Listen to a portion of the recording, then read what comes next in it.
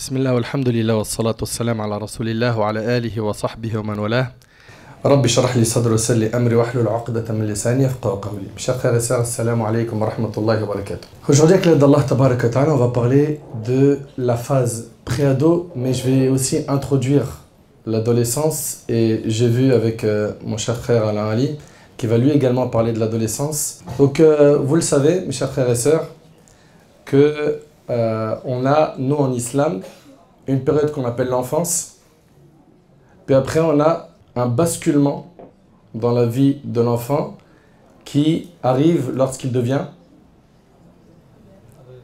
pubère. Chez nous en islam, il y a l'enfant et il y a le pubère. D'accord? Au niveau de nos règles. D'accord? Et on sait que le prophète alayhi salatu wassalam a dit que la plume, elle est levée sur le fils d'Adam, c'est-à-dire que on ne lui inscrit pas les péchés. La plume, elle est levée, sauf pour 3 personnes, et parmi eux, l'enfant jusqu'à ce qu'il devienne pubère. Donc c'est à partir de la puberté que ces actions vont être quoi? Comptabilisées.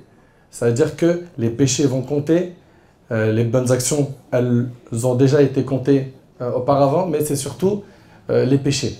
Il en sera donc responsable. Et au niveau des ahkam, al-takalif al-shar'iyya, les règles juridiques, il se doit à partir du moment où il est pubère d'accomplir la prière et le reste des obligations religieuses et s'écarter de ce qui est interdit. Mais cet enfant pubère, il y a une préparation, une grande préparation qui doit se faire dans son éducation islamique pour que justement au moment de la puberté, il ait assez de base solide pour pouvoir tenir. Et bien évidemment, on n'est pas en train de dire qu'on va former un infaillible, un ange, même si on a mis le paquet dans l'éducation, parce que tous les fils d'Adam sont des pécheurs, et surtout que ces jeunes-là, moi j'aime bien les appeler les jeunes, ok? Au lieu de dire les adolescents, on va plutôt dire les jeunes. C'est un gros potentiel, et ils sont vraiment de grands explorateurs à cet âge-là, dans cette zone-là, ok?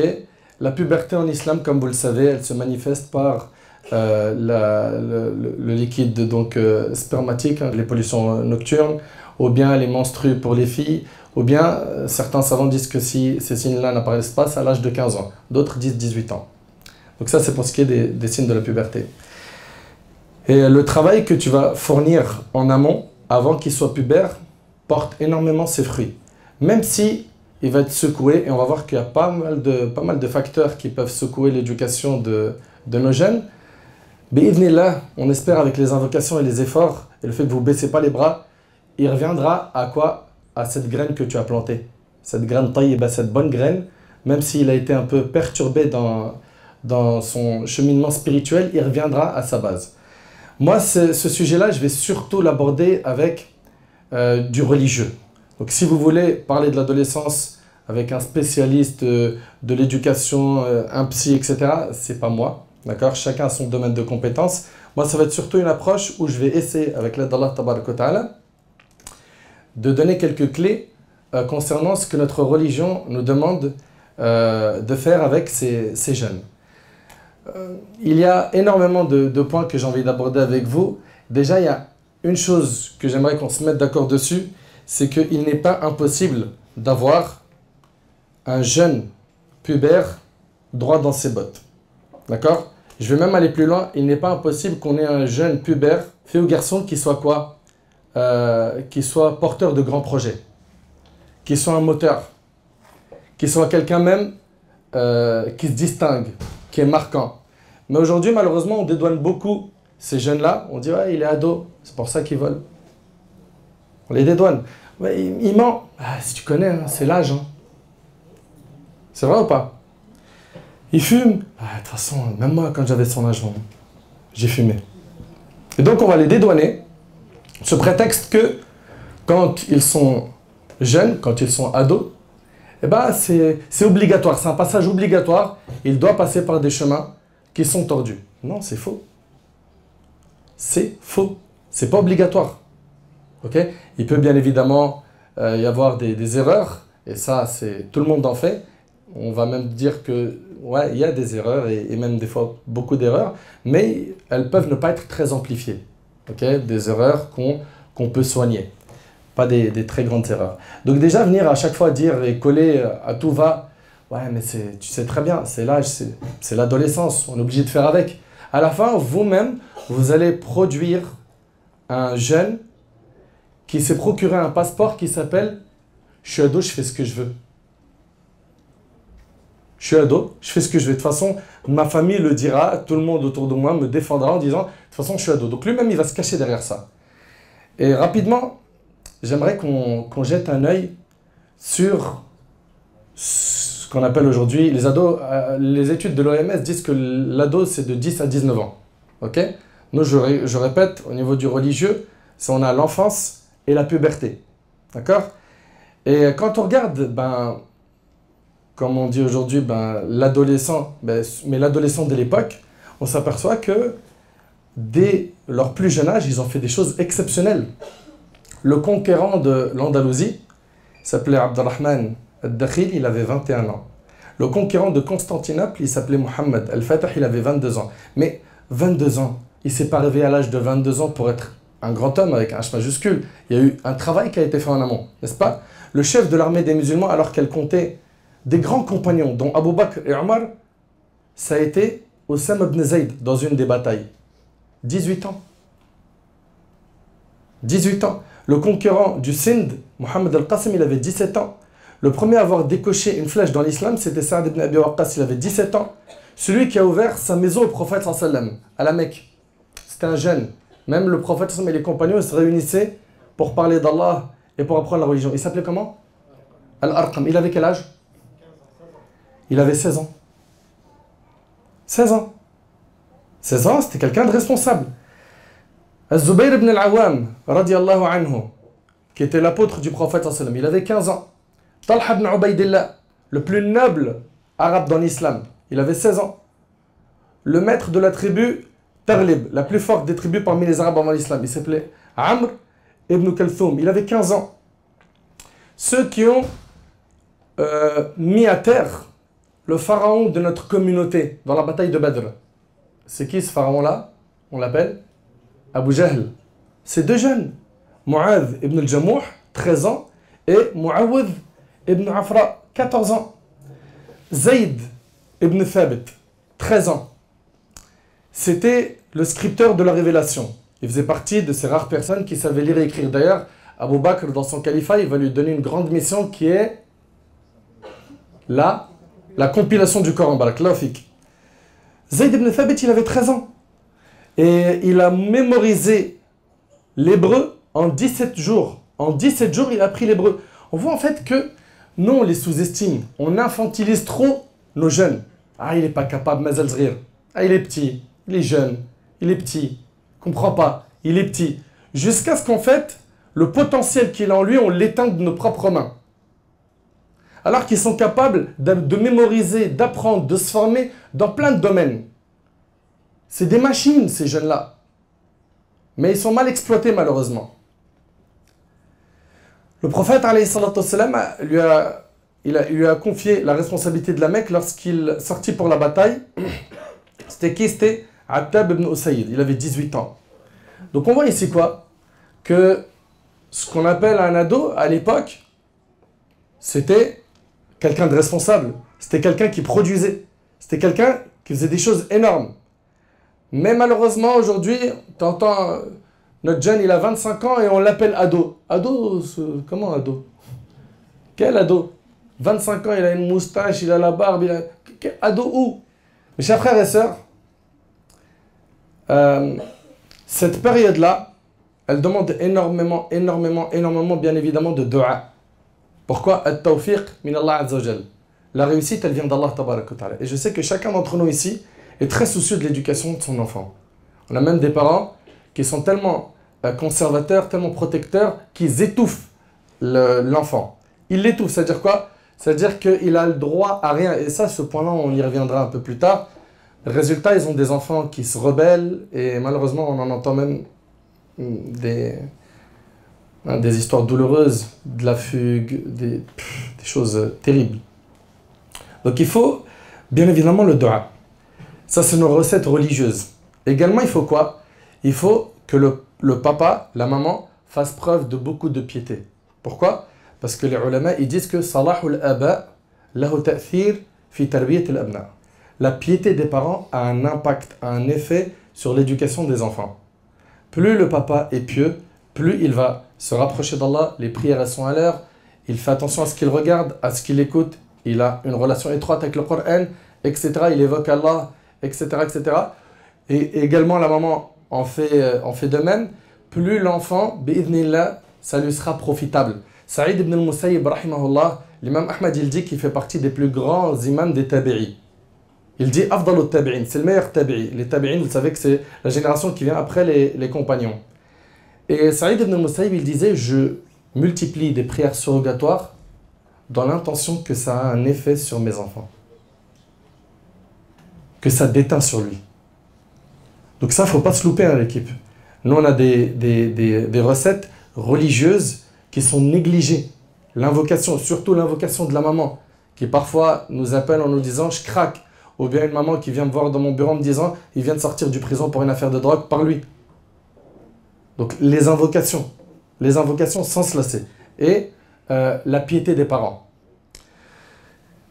Et surtout, après cela, faire preuve de sagesse, multiplier les efforts, en faire un souci majeur, l'éducation, se donner les moyens et établir des stratégies pour pouvoir éduquer nos enfants.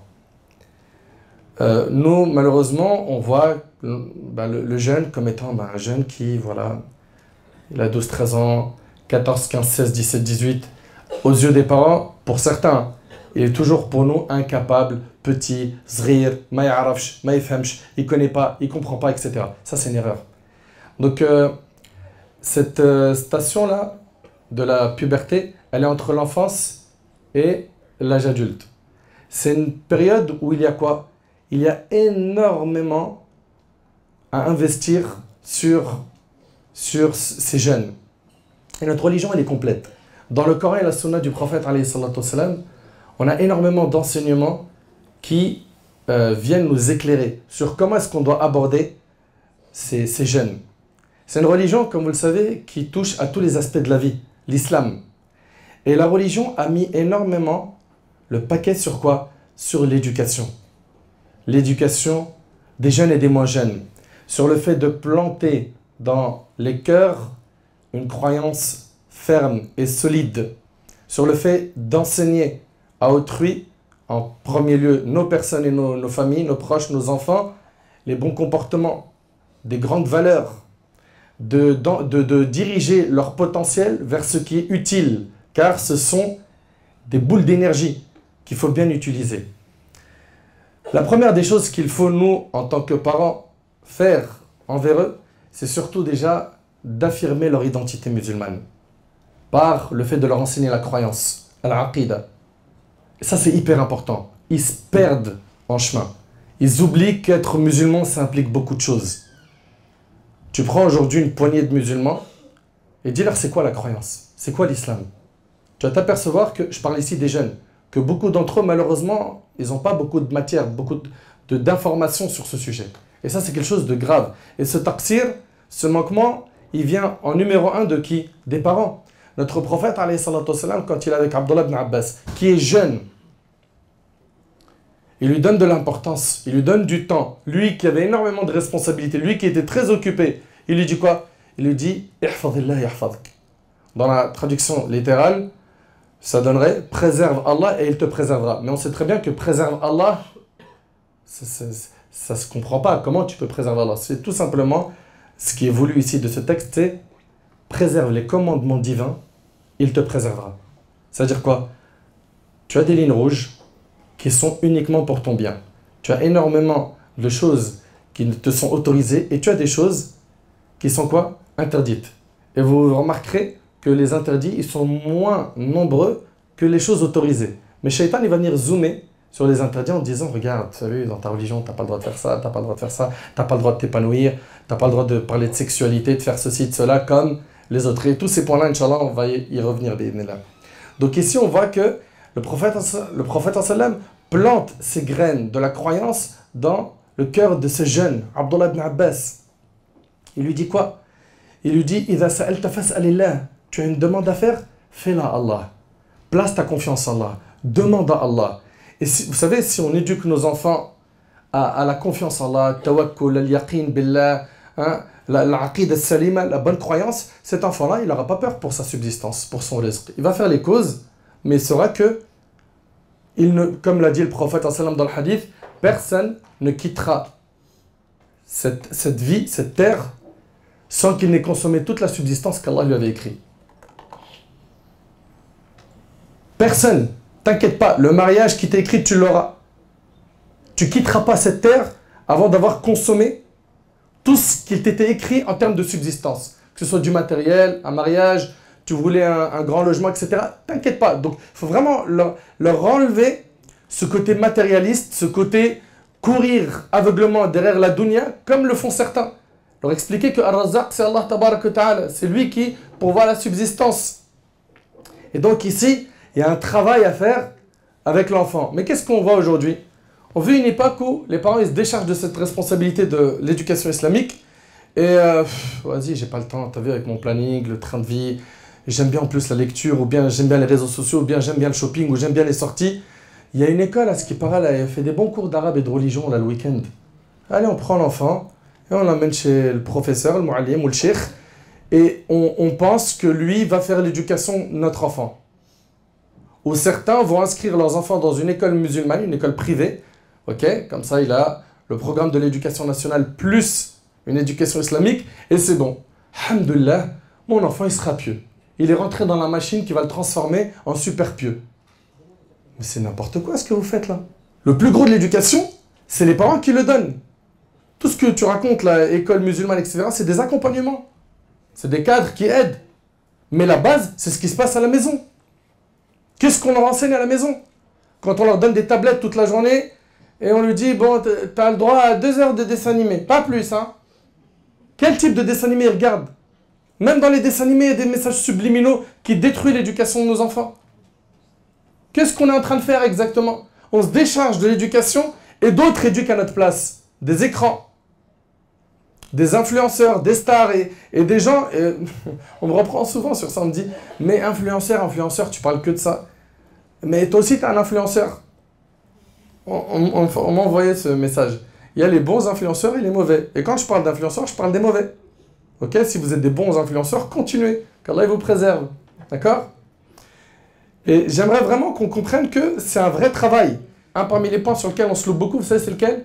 C'est le fait de travailler en mode bras de fer avec le jeune. Tu fais ça, tu seras puni. Attention, si tu fais ça, il y aura une sanction. Attention, hey, la prochaine fois j'entends ça à l'école, tu auras... Et là, en fait, qu'est-ce qui se passe? L'enfant, le jeune, il a peur de toi et il n'a pas peur finalement d'Allah subhanahu wa ta'ala. Ce que tu aurais dû faire plutôt, c'est d'enseigner à ce jeune al-muraqaba. Al-muraqaba, c'est-à-dire quoi? C'est-à-dire qu'il y a une surveillance divine qui t'accompagne tout le temps. Si tu arrives à planter ce logiciel dans le cœur de ton enfant, tu vas gagner beaucoup, beaucoup de temps. Beaucoup. À force de lui répéter ça, et de lui en parler, et de l'éduquer avec des histoires, avec le Coran, avec la Sunna, etc., ça va rentrer. Il va comprendre, même s'il est seul, devant un ordinateur pour faire une recherche pour l'école, et qu'il reçoit un message, tiens, regarde ce clip, et qu'il y a des injures, etc. Non. Allah, il me surveille. Ouais, tu sais quoi, il y a une vidéo, et astaghfirullah, il y a du haram dedans. Non, je peux pas, Allah, il me surveille. Il est avec ses potes, et les effets de groupe sont très, très nocifs. Surtout à leur âge, ils ne veulent pas être marginalisés. Si moi, je ne me range pas dans le rang, on va me traiter de tout ce qu'on entend aujourd'hui. T'es un bouffon, t'es un complexé, t'es un coincé. Et des trucs où, ah, il est puceau. Et des trucs où on va le pointer du doigt, le marginaliser jusqu'à ce qu'il va dire, non, je peux pas, faut que je me range. Si lui, il n'a pas une base solide dans la croyance, dans le fait qu'il a en tête qu'Allah tabaraka ta'ala le surveille tout le temps, ça risque d'être très compliqué. Enseigne-lui. Enseigne-lui qu'Allah tabaraka ta'ala dit wa huwa ma'akum aynama kuntum. Il est avec vous là où vous êtes. Enseigne-lui qu'Allah tabaraka ta'ala dit inna Allah la yakhfa alayhi shay'un fil ardi wa la fis sama'. Rien n'échappe certainement à Allah ni sur terre ni dans le ciel. Rien ne lui échappe. Tout est comptabilisé. Enseigne-lui inna rabbaka la bil mirsad. Ton Seigneur ne laisse rien échapper à son observation vigilante. Enseigne-lui qu'il est Aqrabu ilayk min quoi? Min hablil warid, qu'il est plus proche de toi que ta veine jugulaire. Allah tabarak wa ta'ala te surveille tout le temps. Parle-lui de l'muraqaba. Si on insiste sur ce point-là, qu'est-ce qui va se passer? Ce jeune ou cette jeune, au moment où elle va être tentée, et c'est l'âge des pulsions, hein, quand ils arrivent à la puberté, il y a un changement physique, il y a, ça y est, et puis sans compter les différentes influences, bah, il y a le corps qui change, il y a des demandes, et là il faut canaliser tout cela intelligemment, en leur enseignant. Allah tabaraka wa ta'ala nous voit, Allah subhanahu wa ta'ala il comptabilise tout ça. Ces personnes-là qui font des péchés en secret, et surtout qui font ce qu'on appelle al-israr ala dhanb, c'est ils persistent sur le péché, tôt ou tard malheureusement ils sont dévoilés. T'as envie d'être dévoilé, ma fille? Mon fils, t'as envie d'être dévoilé? Tu veux goûter déjà à cette humiliation sur terre? Sans compter que dans le hadith de Thawban, le prophète il dit que ces personnes-là qui font des péchés en secret, leurs hasanat, leurs bonnes actions se transformeront en poussière éparpillée. En poussière éparpillée, c'est terrible. Donc il faut leur ouvrir les yeux sur tout ce monde. Leur apprendre que le prophète a dit dans le hadith « Ittaqillah haythuma kunt » crains Allah où que tu sois. Crains Allah, ça veut dire quoi? Mets entre toi et la colère d'Allah un mur. Fais ce qui t'est ordonné, écarte-toi de ce qui est interdit. C'est-à-dire que quand tu te retrouves à l'école, crains Allah. Quand tu es sur Internet, parce que tu en as réellement besoin, crains Allah. Quand tu es avec tes amis, crains Allah. Crains Allah où que tu sois. Également, ce jeune que tu as devant toi, si tu veux le voir pieux, il faut que tu plantes, je répète, les graines tôt. C'est pour ça, regardez, même l'esprit des textes. Quand le prophète il dit qu'on doit leur enseigner la prière à l'âge de 7 ans. Mais c'est pas anodin tout ça. Et qu'à 10 ans, ils ont quoi? Des sanctions si jamais ils ne prient toujours pas. Mais subhanallah, si le prophète il parle de cet âge, c'est que 7 ans, hein, bien évidemment ça commence pas à 7 ans, hein, mais 7 ans, la prière, la connexion hein, avec le spirituel doit prendre une bonne tournure pour que, au moment où il a 10 ans, ça y est. Vous allez me dire, oui, mais 10 ans, il n'est pas encore pubère. Oui, mais tu crois que tu vas attendre qu'il soit pubère pour lui parler de salat? Ça risque d'être difficile. Je ne dis pas que c'est impossible dans tous les cas. Mais il y en a plein qui s'y prennent tellement tard que malheureusement, qui ramasse les pots cassés? Les imams. Ah, mon fils, il est là toute la journée, il insulte, il frappe, il est méchant, il est violent. Il me répond.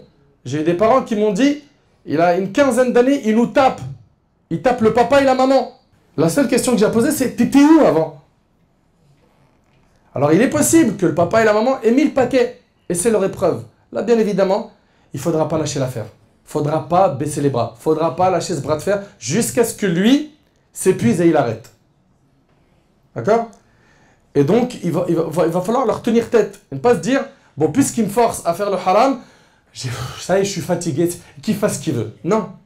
Ça, c'est une erreur. Il n'y a pas, il fait ce qu'il veut. Il y a bien évidemment un cadre de liberté qui lui sera accordé, mais c'est pas, il a le droit de faire tout et son contraire. Hein?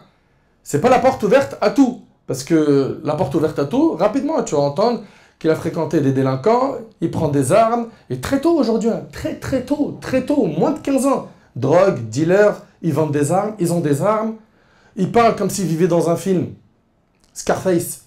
Ouais, non, mais de toute façon, lui, il fait un faux pas. Je lui tire dessus, moi. Toi, t'étais où avant? C'est hyper important parce que, je le répète, hein, il y a plein de parents qui viennent nous voir à certains âges, 14, 15, 16, 17. Il n'y a pas très longtemps, un petit jeune qui, une skin à la maison, ça va pas.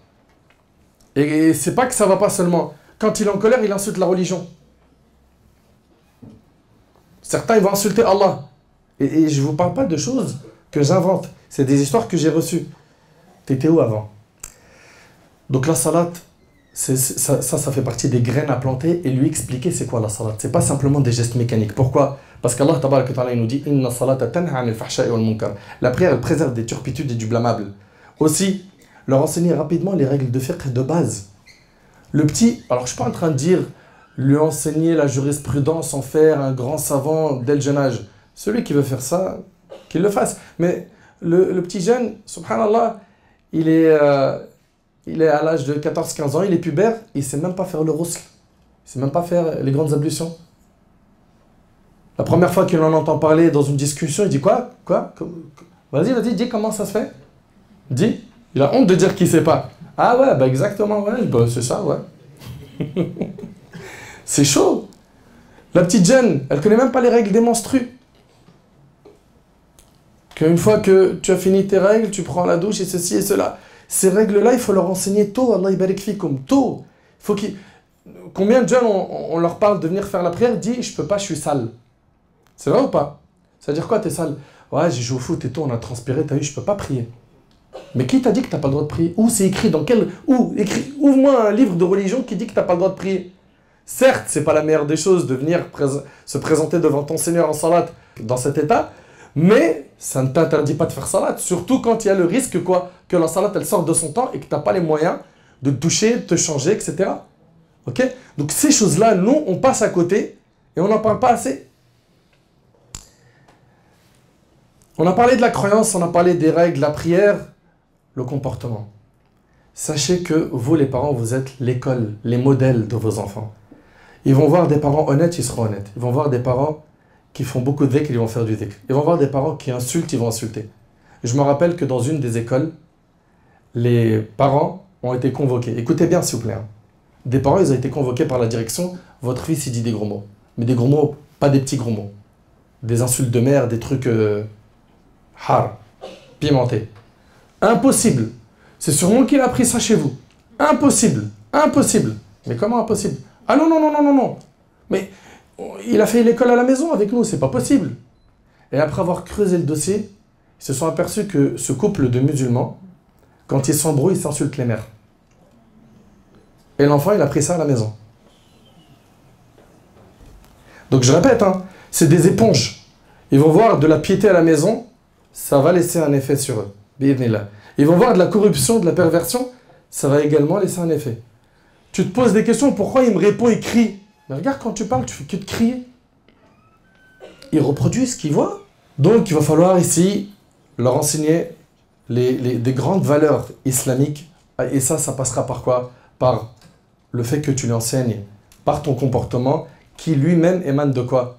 Du Coran et de la Sunna, de la vie du prophète, la sira. Enseignez-leur la vie du prophète, enseignez-leur la vie des compagnons. Apprenez-leur à être doux, à être généreux, à tenir bon dans leurs pratiques religieuses, à maîtriser leur colère, à être pudique, à se satisfaire de peu, à être juste, à être véridique, à être honnête, à être patient.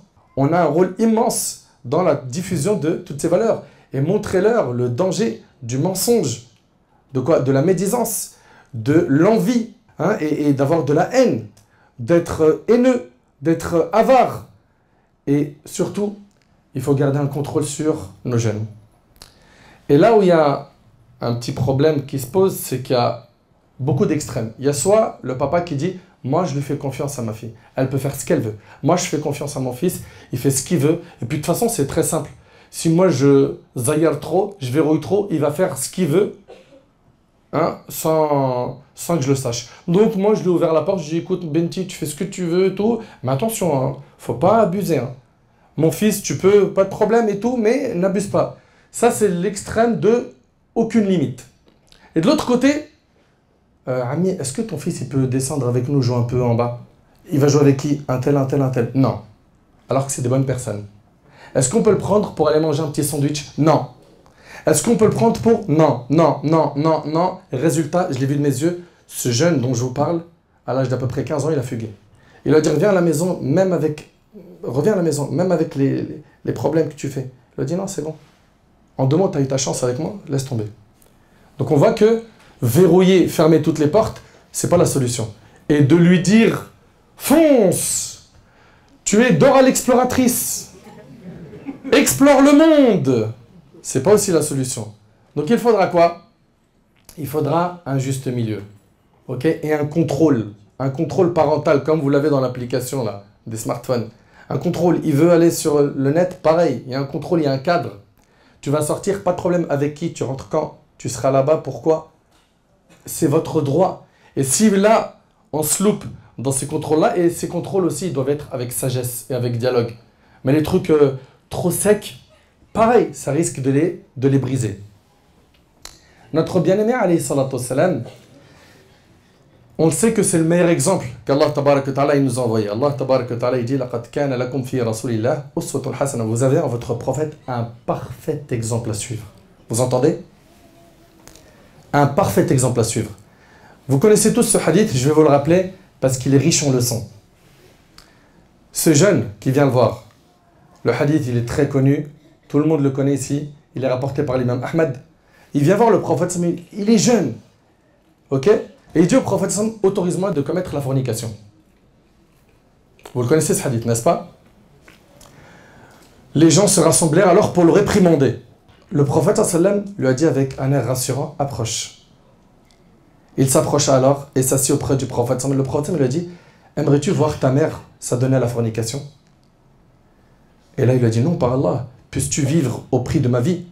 Il a dit, il en est de même pour les autres. Ils n'aimeraient pas voir leur maman, leur mère commettre l'adultère. Il lui a dit, est-ce que tu aimerais ça pour ta fille? Est-ce que tu aimerais ça pour ta sœur? Est-ce que tu aimerais ça pour ta tante paternelle, ta tante maternelle? On voit qu'il lui a cité ici tous les profils de femmes, hein, de filles qu'il y a autour de lui dans sa famille. À la fin, le prophète lui a dit, il en est de même pour les autres. Ils n'aimeraient pas eux aussi voir quoi, leur fille, leur tante, leur mère, hein, tante maternelle, paternelle, commettre la fornication. Il a même cité sa sœur.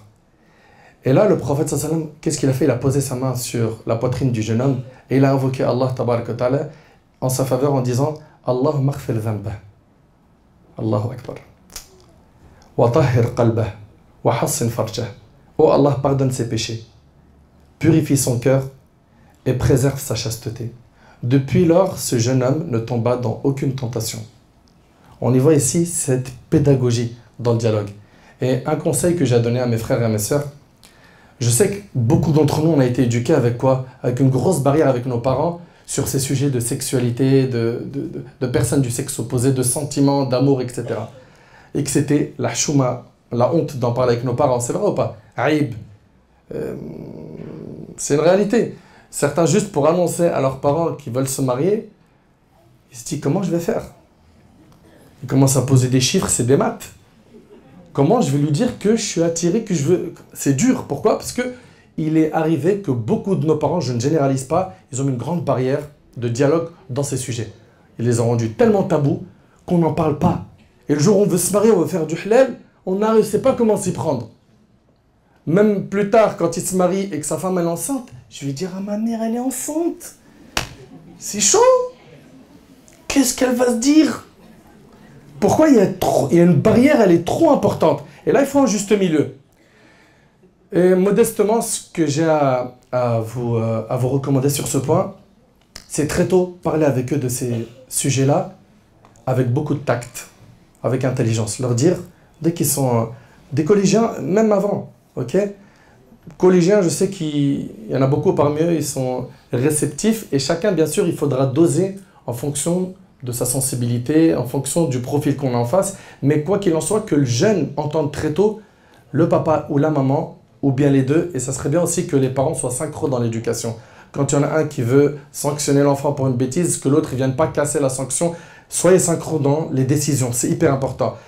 Ici, l'enfant, le jeune, très tôt, lui dire, écoute, si un jour tu es amoureux ou amoureuse, sache que c'est quelque chose de normal.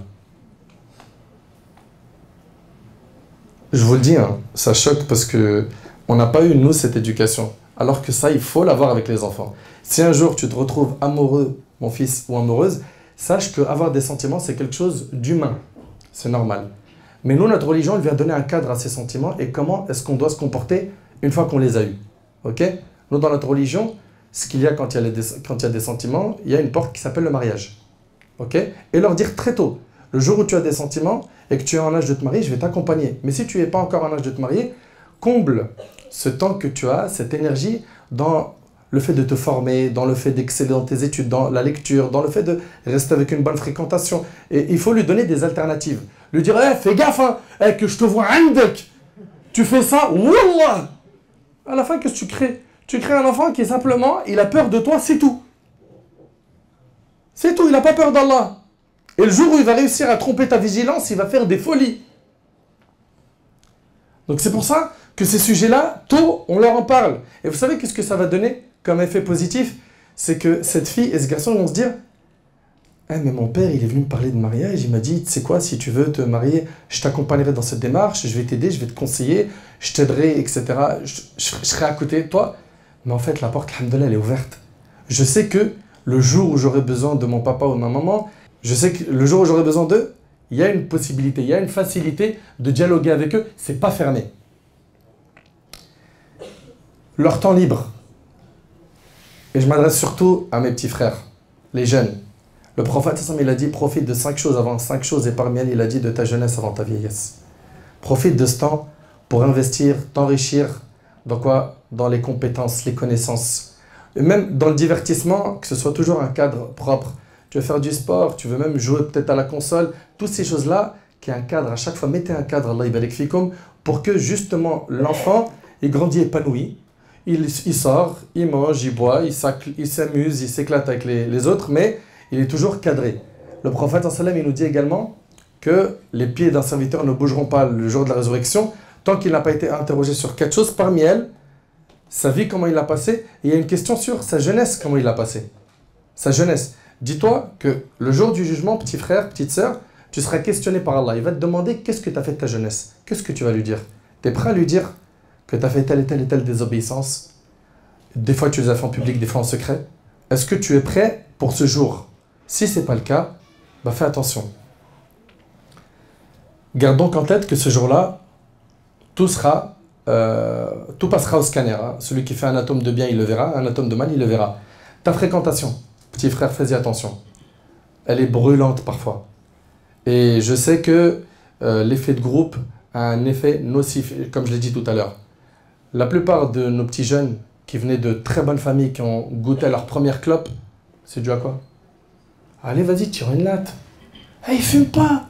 Moi, quand je suis énervé, une clope, ça me détend. Toi, tu fais comment quand t'es énervé? Un petit verre, c'est rien. C'est un événement. T'as pas dit tout le temps tu bois. On t'a dit juste là, fais-toi plaisir, c'est rien. Goûte. T'es jamais sorti avec une fille?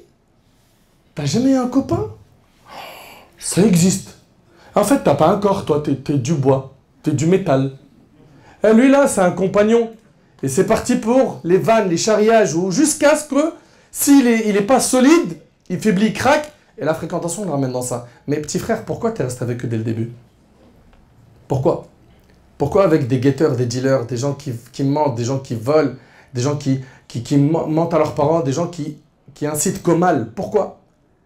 Pourquoi tu ne te préserves pas pour qu'Allah après te récompense par des grands cadeaux plus tard, la baraka, la bénédiction d'Allah, le fait qu'il te facilite ta vie, que tu aies un foyer tôt, Combien de jeunes ils se sont préservés, leur vie elle est stable, à une vingtaine d'années, hop, début des 20 ans, il s'est retrouvé marié, propre, l'emploi, le job, le bon salaire, et les autres là, qui avaient des mauvais parcours, il est au habs, il est en prison.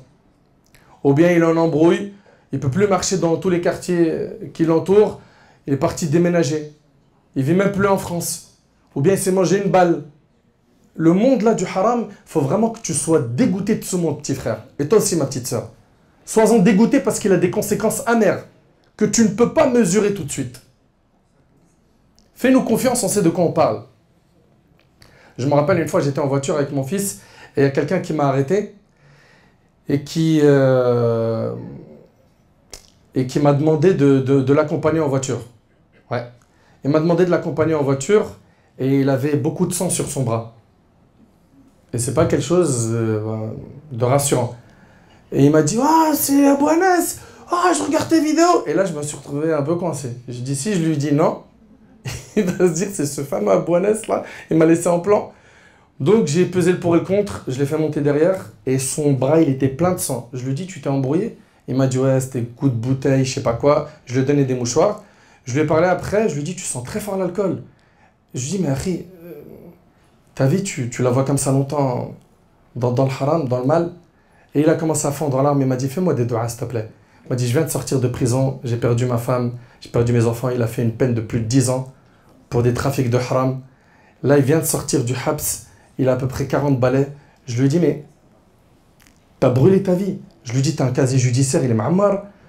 T'es encore dans l'alcool. T'as perdu ta femme et tes enfants. » Je lui ai dit « À quel moment tu vas ouvrir les yeux ?» Et subhanallah, Allah il a fait qu'on a discuté un peu ensemble, je l'ai déposé à la gare, et mon fils il était sous choc à côté. Sous choc. Mon fils il a 14 ans. Je lui ai dit, tu vois, Anas, malheureusement, tu vois la délinquance qu'on voit là, 13, 14 ans, etc. Lui, c'est la fin du film. Lui, c'est la fin du film. Enfin, j'implore Allah subhanahu wa ta'ala d'éduquer nos enfants. Et parmi les erreurs, je vais en citer 5 pour terminer, Inch'Allah. 5 grandes erreurs que commettent beaucoup de parents, c'est les ordres militaires à la place du dialogue. Eh, je t'ai dit, c'est comme ça, point barre. T'as compris? Dialogue. Fais le nécessaire pour lui expliquer. Ouais, mais j'ai répété trop de fois. Bah, essaye de voir si ta méthode, elle n'est pas, finalement, elle est pas pertinente. Ok? Et quand tu le vois faire une erreur, au lieu de lui dire t'as fait, dis-lui tiens, viens voir. Ce que t'as fait là, qu'est-ce que t'en penses? Le fait qu'il le reconnaisse, bah, c'est une étape. Et après lui dire, selon toi, comment on pourrait faire pour que ça se reproduise plus? Laisse-le lui dire comment. Puis après, s'il retombe dans ça, mais t'avais dit toi-même que la solution c'était ça. Pourquoi tu t'es pas tenu à ce que... Et en fait, les aider, les accompagner. Et quand tu le vois faire une erreur, sache que c'est un moment concret pour que tu puisses justement lui donner beaucoup de valeur, beaucoup d'enseignements pour que ça se corrige. Pour corriger le logiciel où il y a des fois des choses tordues. Il y a beaucoup de phrases de communication comme ça. T'es encore petit. Tu comprends pas. Ok? Débat pas avec moi, ça sert à rien. En fait, en faisant ça, qu'est-ce qu'on fait? C'est des phrases qui brisent la communication avec l'enfant. L'enfant, il va se dire, ça sert à rien, je parle avec lui, je vais venir voir mon père, il va m'envoyer balader. Ok, je vais venir parler à ma mère, c'est même pas la peine. À la fin, il va parler avec qui? Avec ceux qui l'entourent. S'il tombe sur des bonnes personnes, Allahumma lakal hamd. Mais malheureusement, beaucoup d'entre eux, pour ne pas généraliser, tombent sur des mauvais conseillers. Également, gardez en tête que la communication, elle ne se fait pas que par le discours. Elle se fait par l'intonation de la voix. Elle se fait même par les gestes. Faites le calcul de tout. Faites le calcul de tout pour être le plus pertinent possible. Parmi les erreurs de communication qu'on a avec les enfants, c'est l'ignorance. Vas-y, laisse-moi tranquille. On en a déjà parlé 1000 fois. Toi, tu es bon pour tomber dans le même trou 200 000 fois. Parle pas avec moi. Ok? On l'ignore. Ça aussi, c'est une erreur. C'est une erreur. Pourquoi? Parce qu'en fait, ça montre finalement que toi, tu as une faiblesse dans la communication. Tu n'arrives pas à prendre le taureau par les cornes et confronter ton problème. Parmi les grandes erreurs, c'est le fait de penser que le seul souci que doit avoir l'ado, moi, dans ma tête, je me dis que l'ado, la seule chose à laquelle il pense, hein, ce jeune enfant, c'est quoi? Ça doit être la réussite scolaire. Ne pense pas que ton fils ou ta fille pense qu'à ça. Des fois, il est amoureux. Des fois, elle est amoureuse. Des fois, il rêve de paris sportifs comme ses potes. Il rêve d'un smartphone. Ok? Assieds-toi, parle. Et ne pense pas que parce qu'on s'est assis à table, on a mangé ensemble un petit bout, et après chacun est reparti à ses devoirs. Et puis de toute façon, alhamdoulilah, il est autonome, il est devant l'ordi, il travaille. Qui dit qu'il fait que de travailler? Parle avec ton fils, va, prends un temps, fais-le, parle avec ta fille, assieds-toi, essaye intelligemment de lui sortir les verres du nez sans qu'il comprenne qu'il y a du flicage, tu vois, étouffant. Faut être sage. En fait, en 2 mots, deviens son grand frère, deviens sa grande sœur. Wallah, l'azim, on va gagner beaucoup de temps. Modestement, c'est ce que j'ai fait avec mes enfants. Je dis, écoute, Anas, maintenant, je suis ton grand frère. T'as un problème, viens me voir. Ok? Je te conseille. Même si, voilà, il y a des choses que tu vas voir, tu veux faire qui sont pas bien ou que tu as fait des choses pas bien, viens me voir quand même. Viens, c'est plus simple. On va discuter entre grand frère, petit frère, et j'ai des choses qui vont être utiles. Aussi, un des grands problèmes qu'on a, c'est de zoomer que sur leurs erreurs, leurs défauts, et ne pas mettre en avant leurs qualités. Toi, de toute façon, toi, regarde, toi, tu es un virus. Personne n'a réussi à trouver ton antivirus. Toi, tu m'as rendu fou. Toi. Mais à un moment donné, il va falloir que tu mettes en avant ses qualités aussi. Tu ne peux pas être là toute la journée à lui rappeler ses erreurs. Et le dernier point, c'est le fait de tout remettre à la maman. Ok, ça c'est le dernier point. Le dernier point, c'est de remettre l'éducation sans décharger et de tout coller à la maman. Et de se dire, moi, j'ai pas le temps, de toute façon, la maman, elle est faite pour ça. T'es sérieux? T'es sérieux là? Toi, t'es où dans cette histoire? L'enfant, il se construit avec ce qu'il voit chez son père et chez sa mère. Et malheureusement, il y a beaucoup de papas démissionnaires, qu'Allah il les guide. Assieds-toi avec lui, parle-lui de l'école, faites des sorties ensemble. Rapprochez-vous de vos enfants, c'est pas que le cercle maison. Sortez ensemble, avec la famille, avec les enfants. Ok, et pendant la sortie, discute avec ton fils, discute avec ta fille. Alors, l'école, hein, les amis, les camarades, comment ça se passe? Tu veux faire quoi plus tard? Discute, ouvre la porte au dialogue. J'ai énormément de choses à te dire. J'ai énormément de choses à dire, mais je vais conclure maintenant pour respecter le timing. Le point de la fin, c'est plus vous allez retarder le smartphone dans la vie de votre enfant, mieux vous vous porterez. Oh, t'abuses. Ouais, j'abuse. Moi, je reçois le SAV. Ok? Quand je reçois sur Instagram des messages de la petite, elle me dit j'ai 14 ans, il m'a déviergé, puis après, il m'a sali. Je suis tombé sur un autre qui a su que j'ai été sali, donc il a commis la fornication avec moi, puis il m'a frappé. Puis après, je suis passé chez un autre qui a su ce qui m'est arrivé. Elle me dit aujourd'hui, je suis arrivé à un stade où je ne sais pas si un jour Allah me pardonnera tellement je suis sale. Ok? La semaine dernière, un de nos frères, il me dit, dis-moi, est-ce que ma petite sœur a le droit d'avorter? Elle a 16 ans, il y a quelqu'un qui l'a manipulée. La semaine dernière. Mais vous, vous êtes où, vous, avant les 15-16 ans, avant les 14 ans? Vous êtes où, vous, en tant que parents? Il est où le dialogue que vous instaurez avec eux? Elle est où la confiance que vous essayez d'instaurer avec eux? Que de la méfiance ou des ordres militaires? Vous croyez que ce format, il marche? Mais réveillez-vous! Il voit des choses à l'école, il voit des choses chez ses amis, il voit des choses sur Internet. Et pour le smartphone, je le répète, hein, pour moi, c'est mon opinion personnelle, vous pouvez l'acheter à la poubelle, ça ne me dérange absolument pas. Moi, je ne comprends pas pourquoi un enfant avant le lycée, avant même la fac, il a un smartphone. Un petit bigot là, 20 €, c'est parfait. Bon, allez, mets un peu plus, 30-40 € pour qu'il ait une plus belle forme. Ok. Parce que, wallah, il y a même des jeunes, ils ont dit quoi à leurs parents? Ils leur ont dit, écoute, c'est simple, c'est soit le bigot, soit rien. Ils leur ont dit, bah rien. Ils leur ont dit, je vais aller à l'école, ils vont me hachem, ils ont des iPhone 13, ils ont des trucs de malade. Et moi, je vais avec ça, là, le truc de vendeur de shit, là, pour pas être tracé. Ça n'a pas la tête. J'en veux pas de ce téléphone. Franchement, trouve-lui après des alternatives. C'est-à-dire, tu vas fermer une porte, mais alternative. Fermer une porte, alternative. Fermer une porte, alternative. Comble son temps libre. Ce temps libre-là, si tu ne l'investis pas en l'orientant, le conseillant, Shaitan, il va très bien s'en occuper. J'implore Allah, tabaraka wa ta'ala, de guider nos jeunes et nos moins jeunes. J'implore Allah, tabaraka wa ta'ala, de nous aider face à cette responsabilité qui est très grande. J'implore Allah, tabaraka wa ta'ala, de guider nos jeunes, d'en faire des pieux. J'implore Allah Azzawajal de nous faciliter cette tâche qui n'est pas facile. Allah subhanahu wa ta'ala yanfa'ni bima qultum yanfa'akum bima sami'tum. Je vais me contenter de ça. J'aurais pu dire beaucoup de choses, mais moi c'était surtout l'angle, l'axe religieux, bien qu'il n'y avait pas que du religieux. Si vous voulez parler de l'axe de l'éducation de cet âge avec du non-religieux, je n'en suis pas du tout un spécialiste. Il y a des spécialistes pour chaque domaine. Qu'Allah tabaraka wa ta'ala, il nous enseigne la sagesse, qu'Allah Azzawajal nous facilite de bien comprendre sa religion. هذا والله أعلم سبحانك اللهم وبحمدك أشهد أن لا إله إلا أنت أستغفرك وأتوب إليك وآخر دعوانا أن الحمد لله رب العالمين.